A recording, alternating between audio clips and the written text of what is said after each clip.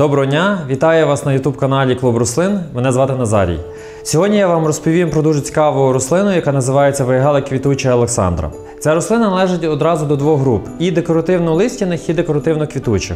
Справа в тому, що в неї дуже красиві листочки такого бордового червоного кольору, які зберігають свій колір практично цілий рік, починаючи від весни, закінчуючи осінню. І з іншого боку, вона дуже красиво цвіте. Вона цвіте рожевими квітами, які мають вигляд дзвіночків рожевого кольору. І цвіте вона дуже довго. Вона цвіте часами від місяця до півтора, тобто починає цвісти починаючи з червня і закінчуючи серединою липня. Ця рослина дуже часто використовується в ландшафтному дизайні через те, що її можна використовувати як в кольористичних композиціях, так і для створення невеликих живоплотів. Висота цієї рослини досягає 1,5 метри і ширина досягає так само 1,5 метра, тобто вона росте невеликою кулею. Дуже добре реагує на обрізку, дуже добре реагує на різні типи ґрунтів, тобто вона достатньо невибаглива в плані ґрунтів. Дуже добре реагує на підживку і особливо потрібно звертати увагу на використання добрив з підвищеним вмістом калію. Адже калій є відповідальний за рясне і густе цвітіння і за довге цвітіння. Відповідно, якщо ви дасте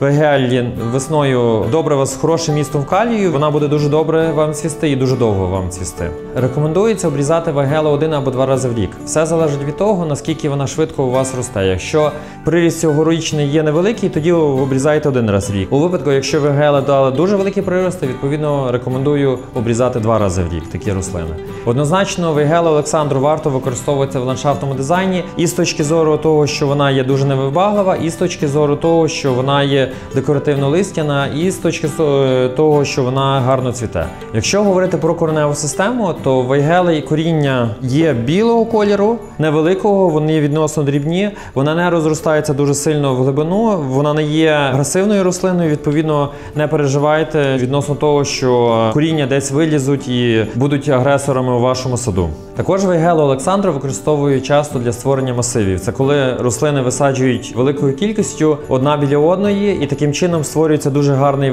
великий фон, який є і одночасно декоративно-листяним, і гарно цвіте. І цей ефект часто використовується власне в ландшафтному дизайні. Придбати вейгелу Олександру можна в мережі садових центрів Клуб Рослин та Грінсад, а також в наших інтернет-магазинах. Дякую за увагу!